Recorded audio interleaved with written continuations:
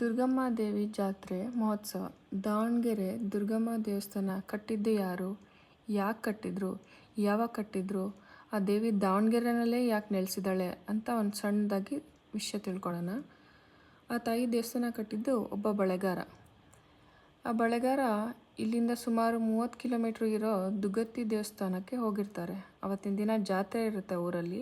ಆ ಕಾರಣಕ್ಕೆ ದುಗತ್ತಿ ಊರಿಗೆ ಹೋಗಿರ್ತಾರೆ. ಅವತ್ತು ಮೊದಲನೇ ದಿನ ಯಾವ ವ್ಯಾಪಾರನೂ ಆಗಲ್ಲ. ಆದ ಕಾರಣ ರಾತ್ರಿ ಮಲಗುವಾಗ ದೇವಿಗೆ ಕೈ ಮುಗಿದು, ದೇವಿ ನಾಳೆ ಆದರೂ ನನ್ನ ಬಳೆ ವ್ಯಾಪಾರ ಚೆನ್ನಾಗಾಗಲಿ ತಾಯಿ ಅಂತ ಕೇಳಿಬಿಟ್ಟು ಬೇಸರದಿಂದ ಮಲ್ಕೊತಾರೆ.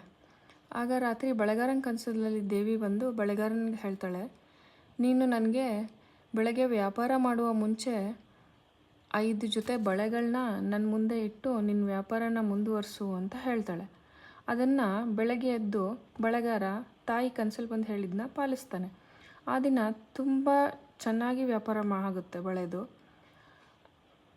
ಆಗ ಹಳೆ ಕಾಲದಲ್ಲಿ ಏನು ಮಾಡ್ತಾರೆ, ದುಡ್ಡು ಕೊಡ್ತಾ ಇರಲ್ಲ, ದವಸ ಧಾನ್ಯಗಳನ್ನ ದುಡ್ಡು ಬದಲು ದವಸ ಧಾನ್ಯಗಳನ್ನ ಕೊಡ್ತಾ ಇರ್ತಾರೆ.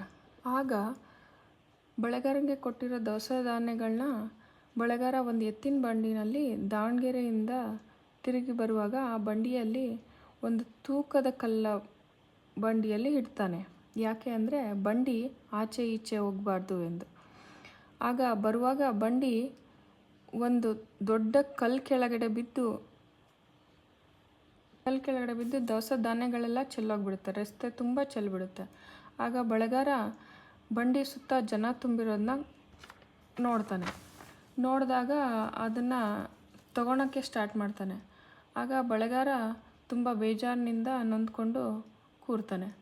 ಆಗ ಜನ ಮಧ್ಯದಿಂದ ಒಂದು ಪುಟ್ಟ ಬಾಲಕಿ ಹೇಳ್ತಾಳೆ, ಈ ಕಲ್ಲು ಬಂಡೆಯಲ್ಲಿ ನಾನಿದ್ದೇನೆ, ಅಲ್ಲಿ ನನ್ನನ್ನು ಪ್ರತಿಭಟಿಸು, ನಾನಿದ್ದೀನಿ, ಅದನ್ನು ಪ್ರತಿಷ್ಠಾಪಿಸು ಅಂತ ಆ ಬಳೆಗಾರನಿಗೆ ಸಣ್ಣ ಹುಡುಗಿ ಹೇಳ್ತಾಳೆ. ಅವತ್ತಿನ ದಿನ ದುರ್ಗಮ್ಮ ದಾವಣಗೆರೆಯಲ್ಲಿ ನೆಲೆಸೋಕ್ಕೆ ಸ್ಟಾರ್ಟ್ ಮಾಡ್ತಾಳೆ. ಅದೇ ಆ ದುರ್ಗಮ್ಮ ದೇವಿ ಈಗ ಇರೋ ದೇವಸ್ಥಾನ.